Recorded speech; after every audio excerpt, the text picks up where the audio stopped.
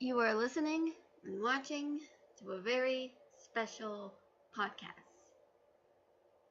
Everybody, this podcast will be something amazing. This is going to be about Solo Falcone, and he is the younger brother of Deimos Falcone. So, anyways, enjoy.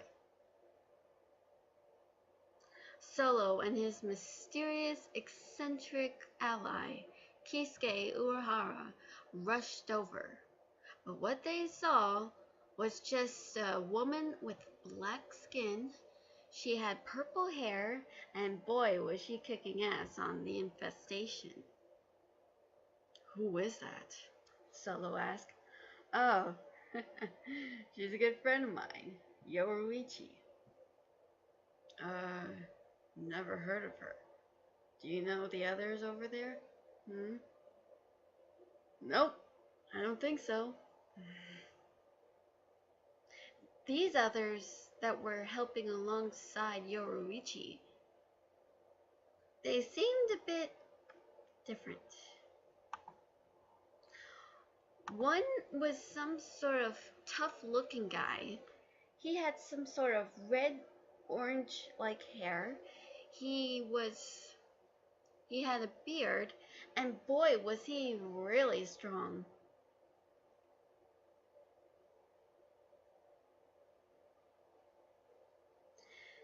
Then there was one that was this big-breasted lady, and she had yellow and red all combined in that hair color of hers. But she pretty much, despite her skimpy outfit and also her badassery, she wasn't just any chick that you didn't want to mess with. Hey, what are you standing around for? Kisuke say. You haven't seen anything yet, now have you? Not really. Kisuke! Yoruichi called out. Enough talk. Wait, who is your ally? Why this is the prodigal son. His name is Solo Falcone. It seems he knows about these things. Really? Well, can he do us a favor and maybe help us out? Said the red and blonde girl. You there. Who are you? Me? My name is Shira Kirigakuru.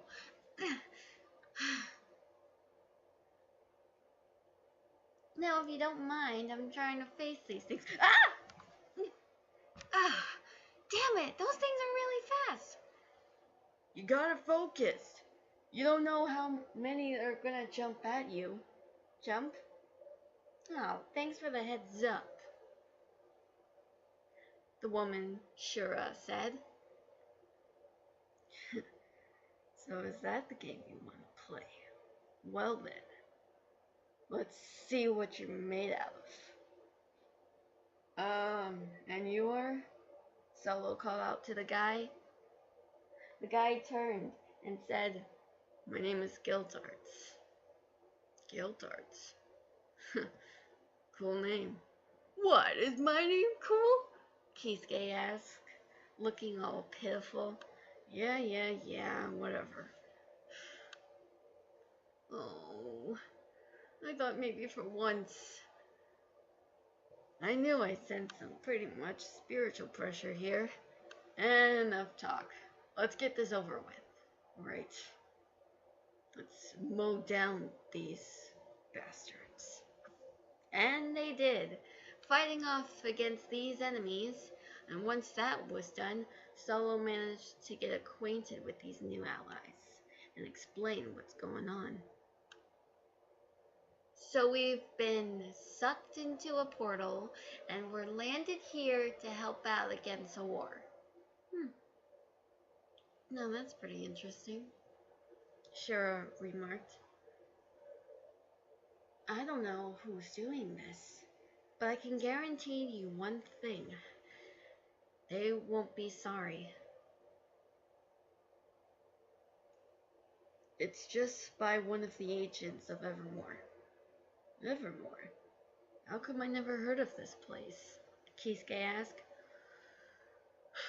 Well, that's because it's a different corporation from Nevermore, the place I used to work for. Of course, you never heard of it now, have you?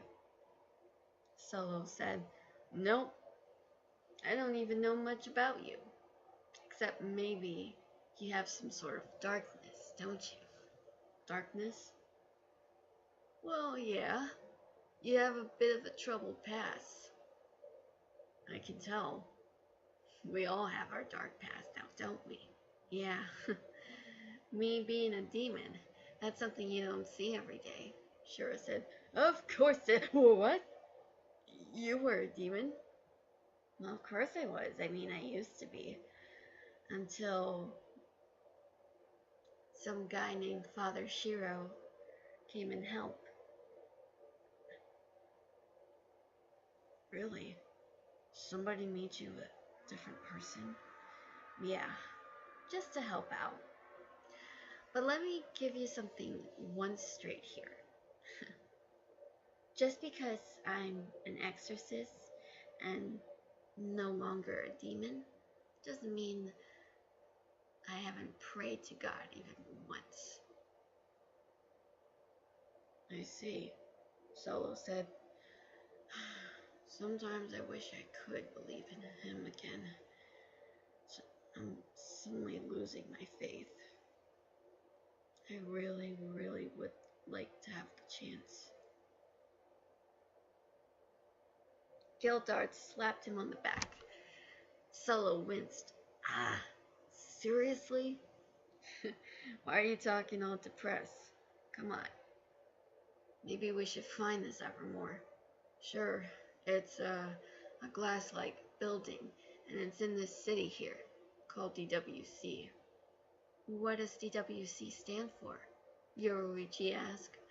It stands for Doppelwalker City. Oh, well, you mean this is more like an alternate universe? Yeah, something like that, Solo said. They were walking about when all of a sudden they heard this big boom. Solo jumped. I sense some sort of spiritual pressure, Kisuke noted. Where's it coming from? In that direction, Yoruichi said. So Solo and his new allies rushed over. When they got there, they couldn't believe what they were seeing. Some girl with telekinetic powers was letting out her rage out on an army of Nevermore soldiers. It was crazy. Solo was shocked to see who it was. Oh crap. Do you mean to tell me that this Barrere Devlin is my assignment? Solo thought. Whoa, Shura remarked. I've never seen anyone with such power, Gildart said. Kisuke too was pretty shocked. Oh, she could be as strong as Ichigo. I have never seen such rage, such spiritual pressure from just a young woman, Yoruichi thought. Once it was all over, Barrere seemed to have calmed down, and she picked up a lifeless body of a child, burying the child into the ground. Solo could hear Barrere saying, I didn't know this kid, but I saw her chasing after a butterfly. She was an innocent girl just chasing a little butterfly. She didn't do anything wrong, Barrere said through her tears. Now that was pretty sad for Solo. It was pretty upsetting. In Evermore, things pretty much got explained by the shy and also eccentric but pretty Silver Edith.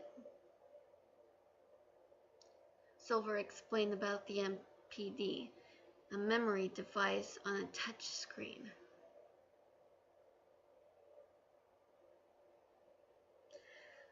Once things got settled in, Kisuke got the idea. Later, he was examining the MPD. Memories. Good, bad, and traumatizing, huh? I wonder. He decided to experiment by typing in his own memories. And there it was, played before him. Memories of his own past being played out.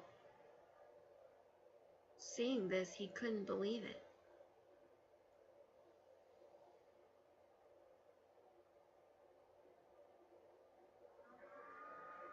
He stopped for a moment. Not bad.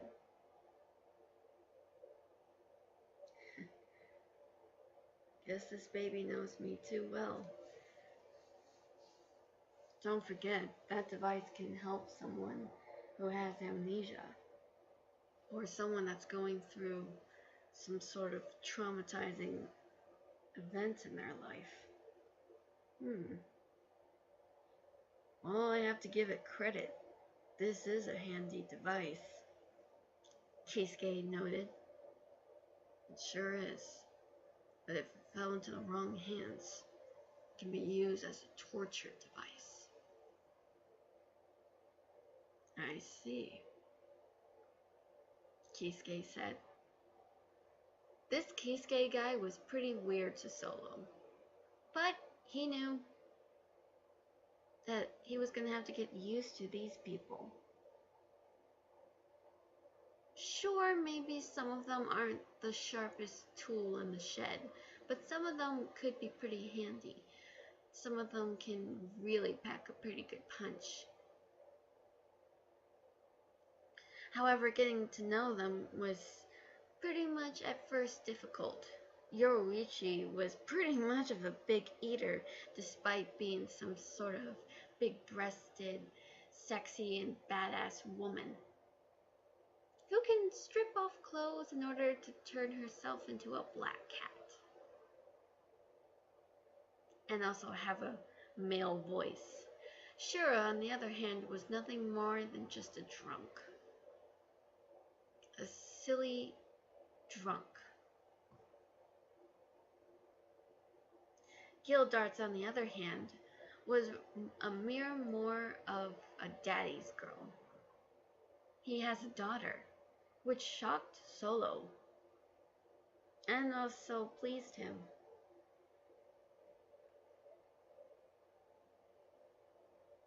And Kisuke, well, this guy was pretty much a weirdo.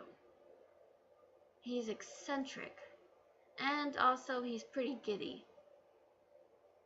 But, oh well, Solo had to get used to it. And they weren't that bad. Maybe they got their own issues, but still, they weren't that bad. But Solo couldn't get that image out of his head of Barrera losing control like that. Suddenly reminded him of what happened at Nevermore. He tried to shake that out of his head. He knew things weren't going to change. Not at all. For this life. Thank you so much for listening and watching. Finally, I get to do Solomon, aka Solo Falcone's point of view.